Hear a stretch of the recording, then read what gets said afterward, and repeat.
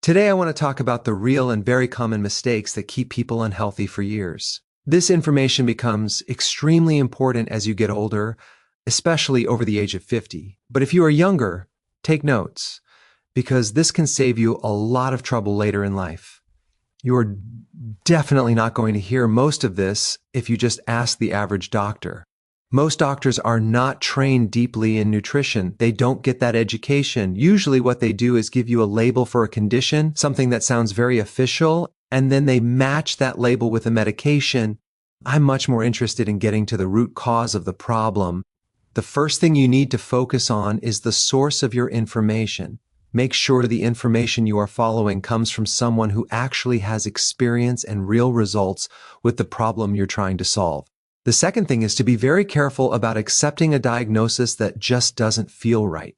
If something seems off, don't ignore that feeling. The third thing is to make sure the solution or treatment you're given does not create more problems than the symptoms you already have. In other words, watch out for side effects. This leads directly into stress. When you expose yourself to too much stress, it gets stuck in your mind. You try to go to bed, but you can't sleep. You keep worrying. You stay in this constant state of fear. Unfortunately, in today's world, stress is almost impossible to avoid because it's everywhere. Before I even get into nutrition, I want to talk about your environment. I didn't realize how important environment was until I had the opportunity to move out of the city and onto a farm. I can tell you, having that space is incredibly therapeutic. Being in nature on a regular basis is extremely important for your health. Another major factor is regular, consistent exercise. What exercise does is help flush out cortisol and adrenaline that build up just from living on this planet. If you exercise in more of a wave pattern instead of constant high-intensity, high-pulse exercise, it's actually much healthier for your body. Now let's talk about nutrition. What are the most important nutrients you need regularly? The most important one is vitamin D. Think about your genetics. You have around 20 to 25,000 genes. Vitamin D influences about 10% of those genes and creates powerful therapeutic effects. To really get those benefits, many people need much higher doses of vitamin D3, sometimes 10,000, 20,000, 30,000, even 50,000 units or more.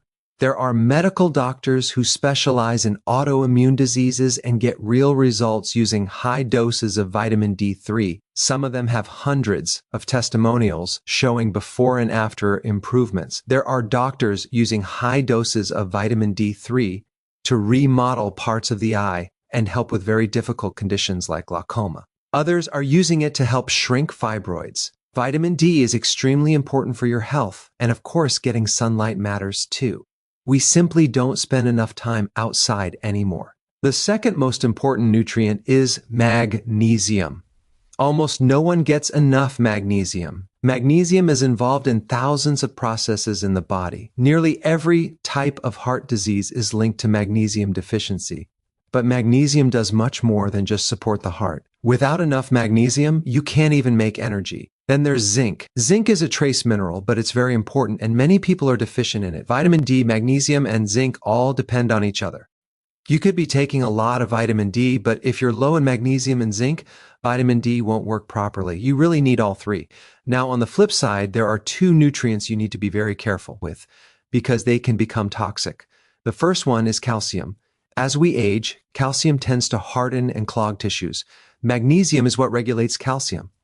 If you're not getting enough magnesium, calcium can end up in soft tissues and increase your risk of heart disease. The other nutrient, which is even more dangerous than too much calcium, is iron. We have an extremely hard time getting rid of iron. At most, we lose only about 0.5 milligram to 1 milligram per day. Yet the recommended intake is 8 milligrams, and for women of childbearing age, it's around 18 milligrams. We are taking in far too much iron. Too much iron causes your organs to rust from the inside. You need to read labels and avoid iron overload. Even people with genetic iron issues usually don't lack iron. They accumulate it in the wrong places. Iron is very toxic, and I never recommend taking it as a supplement. Another big mistake is avoiding salt. There is a huge difference between sea salt and table salt. I always recommend sea salt because it contains about 84 trace minerals. If someone is salt sensitive, they are usually deficient in potassium.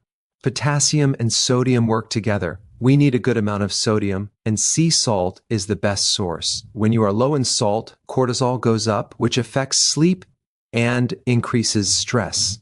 Salt is a critical electrolyte. The recommended intake for potassium is about 4,700 milligrams per day. Potassium is essential for nerves, muscles, and energy. Almost no one gets enough of it. Someone recently asked me what they should do during menopause.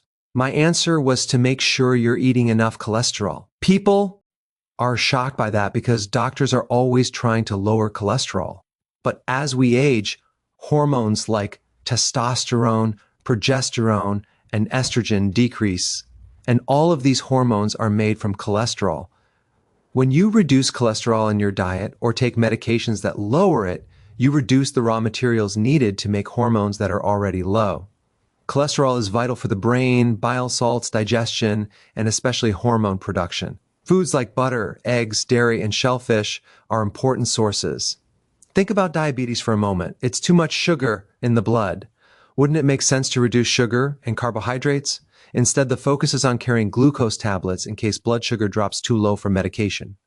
Why not just reduce the medication by reducing carbs? It makes no sense. It's not just sugar, it's starch. Most starch isn't labeled clearly. It shows up as modified food starch, wheat flour, and other forms. All of that turns into sugar in the body. Now think about proteins, fats, and carbohydrates. Which one is most important for health? Protein.